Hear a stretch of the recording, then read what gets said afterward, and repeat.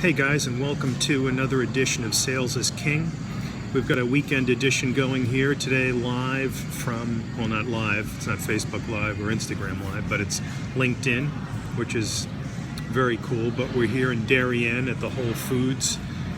Just finished up a workout and thought I'd give you guys a little synopsis of this week's Sales is King.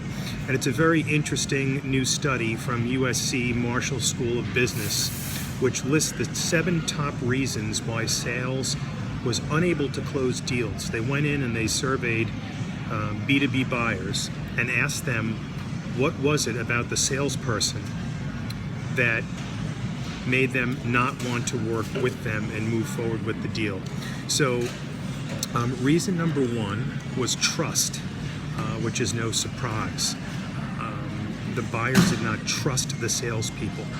And what buyers are saying is they want to find salespeople that understand their issues and challenges, that can be more consultative and prescriptive, that understand the industry, that are subject matter experts. And they found that only 18% of salespeople actually had that quality, which is a very low number.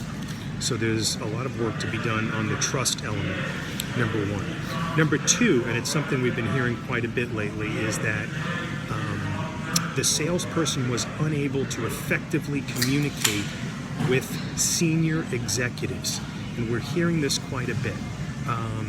There are more senior executives being brought into the deals, and when sales had the opportunity to speak to those senior executives, they just cannot relate. They can't speak on the same level, and the deal goes up in flames. So there is more of a requirement now to be able to connect with senior executives. And in the article we have a couple of interesting ideas. Certainly number 1 would be hire more seasoned salespeople. A lot of the companies that I know and I speak to in the industry like to hire younger and less expensive talent, and that's fine. You know, you can train them, but ultimately if you have a seasoned person in there, someone that might perhaps even be in the C-suite prior, that might be a great new addition for you and the ability to win more business. Secondly, there are tools and messaging that you can use, which we work with customers at Alinea to help them engage in a great conversation starter with senior executives. So we'll talk about that. Number 3, and this is a critical piece today, the salesperson was unable to show the buyer kind of what's in it for them. They talked more about themselves, which is number 4. They found the salespeople to be too self-centered. So we need to go in there today and communicate the value of the solution. And in order to do that, you need to understand the issues the customer has and then be able to articulate your solution in terms of how it solves the problem. And when we talk about number 4, the buyers felt like the sellers were too self-centered. They were focused only on their own solution, their own issues, their own wanting to close business.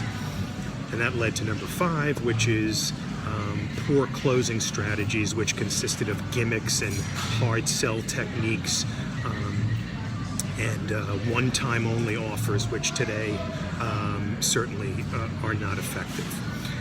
The next point, and a very important one, was that the buyers said that the sellers did not understand the risk of the buyers moving forward with the deal. And this word risk is very important today. We know that buyers are hesitant. We know that they're risk averse.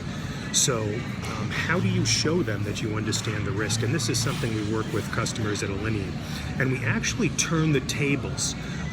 What we do is we calculate and show buyers the risk of actually standing pat, the risk of no decision or the status quo. And by doing that, by highlighting that there's a major risk in standing still, we're actually able to resonate more with the buyer and help move them forward.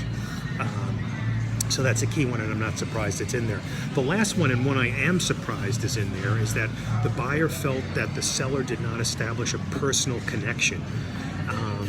And you would think someone in sales is going to be able to do that, right? That it's got to be baked in the cake, that you need to, be on a good personal level with the buyer.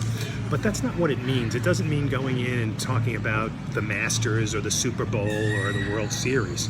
It's really about coming back to, understanding their business, and that's the personal connection.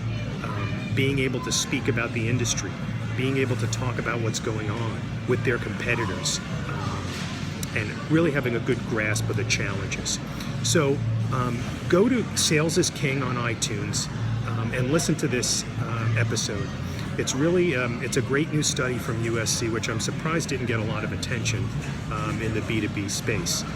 If you can, subscribe to the podcast, leave us a review, give us a rating, because that's how we get more exposure out there. And let me know what you think. Leave some comments, and let's keep the dialogue going. And until then, have a great weekend. And who's going to win that fight tonight? I'm hoping it's McGregor. Peace.